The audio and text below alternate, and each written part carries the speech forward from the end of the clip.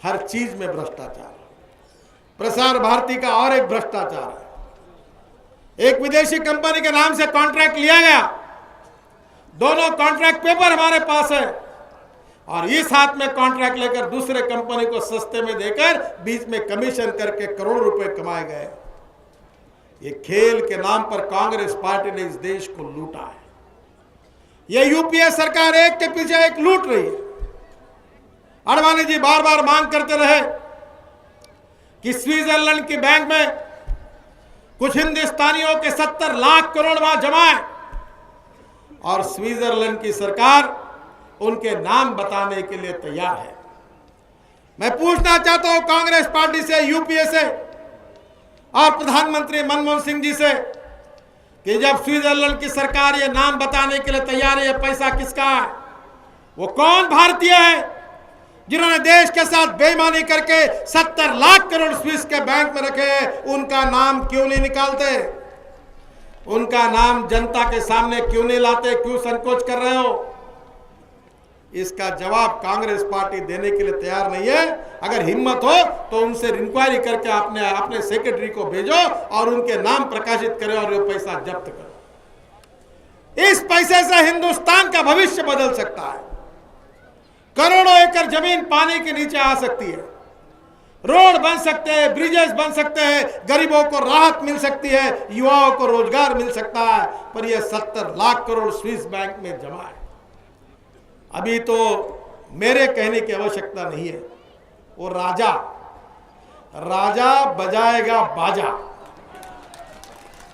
वो राजा बजाएगा बाजा किसका? तो कांग्रेस का। राजा बजाएगा बाजा, कांग्रेस का बाजा बजाएगा। क्या किया उन्होंने? ये मैं नहीं कह रहा हूं, ये विजय कुमार जी मल्होत्रा नहीं कह रहे, विजेंद्र गुप्ता नहीं कह रहे, ये केंद्र सरकार के सीएजी रिपोर्ट की कॉपी मेरे पास है। 2G स्पेक्ट्रम का घोटाला। कितना घोटाला है? अरे खाने की भी कोई मर्यादा नहीं। ये वो सीएजी कह रही है कि 1,76,000 करोड़ का घोटाला है। 2G स्पेक्ट्रम में 1,76,000 करोड़। ये कोई विपक्ष वाले आरोप नहीं कर रहे हैं, सुषमा स्वराज और अरुण जेटली आरोप नहीं कर रहे हैं। ये सीएजी के रिपोर्ट में कहा 1,76,000 करोड़ रुपए का घोटाला हुआ। दिल्ली के हाईकोर्ट क्या कह रही है? ये कोई भाजपा या कोई जनता दल या कोई और पार्टी, कम्युनिस्ट पार्टी नहीं कह रही है। दिल्ली के हाईकोर्ट ने कहा कि स्पेक्ट्रम घोटाले के आवंटन को गैर कानूनी ठहराया गया है। आवंटन की तारीख 1 अक्टूबर 2007 थी। अचानक 25 सितंबर को एक सप्ताह पहले पूरा आवंटन कर दिया राजा ने। क्या राजा अकेला है? और इसमें 122 संख्या सीमित कर दी बोलीकर्ताओं की, और कम से कम 465 लोग इसको बोली बोलने के लिए तैयार थे। और ये जो 122 कंपनी थी, उसमें से केवल 85 कंपनी ऐसी है कि जो बोली बोलने के लिए आवश्यक योग्यता ही नहीं रखती है। अब ये 85 कंपनी में और हीरे बाहर आएंगे। मुझे मालूम है कि इस 85 कंपनी में पार्टनरशिप किसकी है, कौन कौन कांग्रेस के नेता यहाँ हुए। ये माल केवल राजा ने नहीं दबाया, ये माल केवल चेन्नई तक नहीं गया, ये माल कांग्रेसियों ने भी दबाया। और इस भ्रष्टाचार के साथ कांग्रेस पार्टी का भी सीधा संबंध है। केवल राजा का बलि देकर काम नहीं चलेगा। इसमें लक्ष्मी दर्शन का कार्यक्रम करने वाले दिल्ली के भी सत्ताधीश है और तमिलनाडु के भी सत्ताधीश है। राजा भी है और बैंड पार्टी भी कांग्रेस पार्टी में बजाने वाली शामिल है। लूट चल रही है। 1,76,000 करोड़ का घोटाला 2G स्पेक्ट्रम में, 70,000 करोड़ का घोटाला CWG में, और आदर्श सोसाइटी जो कारगिल के शहीदों के लिए बनाई गई, उसमें अनेक कांग्रेस के नेताओं ने बेनामी फ्लैट लिए, अपने नाम पर फ्लैट लिए। एक ही सोसाइटी नहीं, रेणुका हाउसिंग रोज निकाल रहे। अब राहुल गांधी ने कहा कि आज तक महाराष्ट्र में मुख्यमंत्री क्लीन नहीं थे, अब हम क्लीन मुख्यमंत्री देंगे। क्लीन जैसे शपथ ली तो उनका भी बाहर आया कि उन्होंने 5% में एक फ्लैट लिया और अपना जो एफिडेविट करके उत्पादन बताया वो केवल 1.5 लाख रुपए बताया, और जब राज्यसभा का फॉर्म भरा तो दूसरा एफिडेविट किया कि मेरा इनकम 8 लाख रुपए है। एक तरफ इनकम 8 लाख रुपए का, एक तरफ 1.5 लाख रुपए का, तो सही क्या है? और एक ही व्यक्ति ने अगर 2 झूठे एफिडेविट दिए तो इसके लिए जिम्मेदार क्या है? कानून में क्या कार्रवाई होती? ये कौन सा क्लीन नेता है? एक के पीछे एक घोटाले हो रहे हैं, अनेक मंत्रियों के नाम आ रहे। कांग्रेस पार्टी है, घोटालों की पार्टी है और घोटाला करने वालों की पार्टी है, और इसलिए हमको जन आक्रोश रैली ये बनानी पड़ी। बहनों और भाइयों, ये अब शुरुआत हुई है, हमको लोगों तक जाना होगा।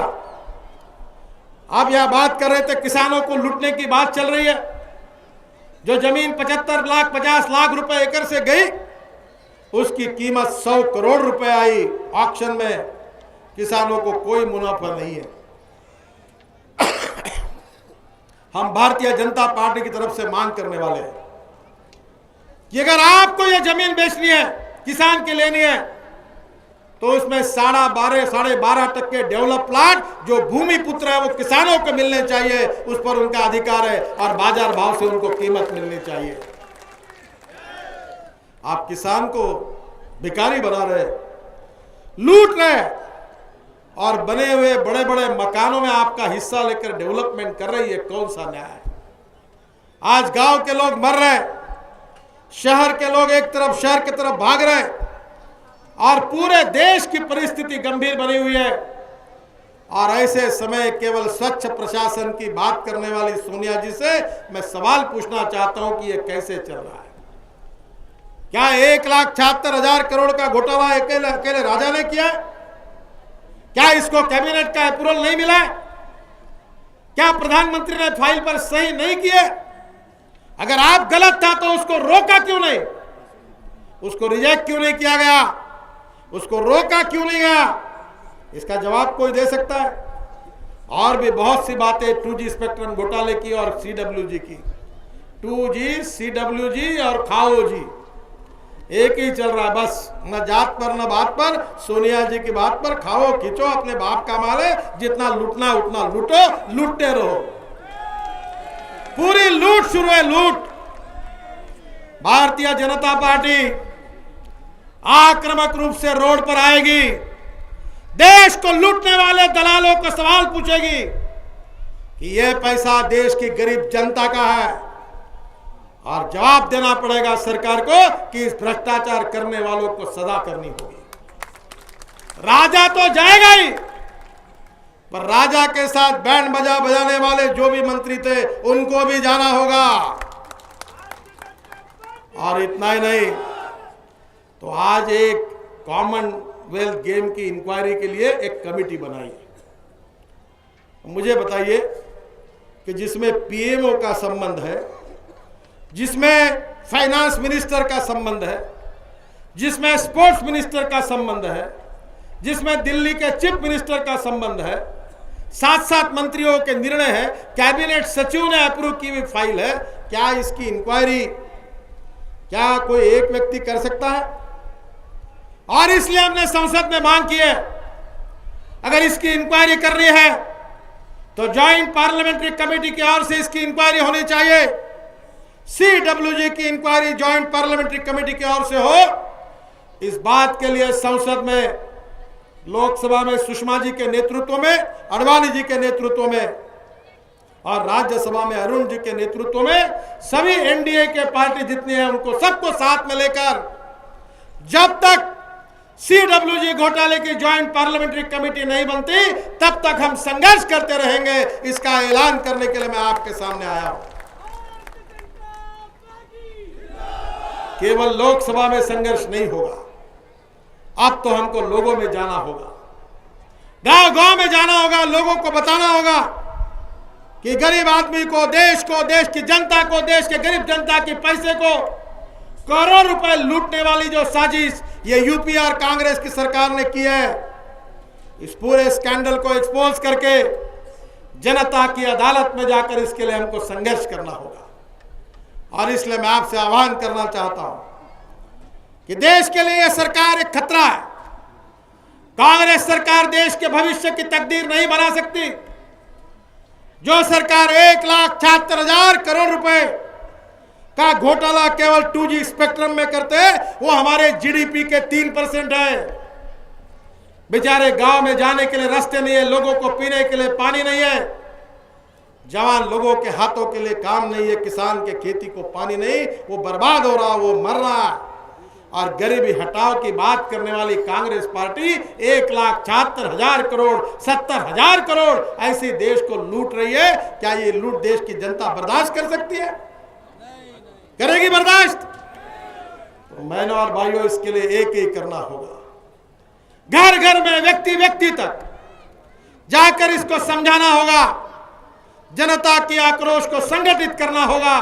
संसद के अंदर और संसद के बाहर एक संघर्ष की शुरुआत हमने की है। आज दिल्ली में आपने पहली रैली की और इस संघर्ष की शुरुआत की। मैं आपके इस जिले को, जिले के अध्यक्ष को बहुत बहुत बधाई देता हूं, बहुत बहुत अभिनंदन करता हूं।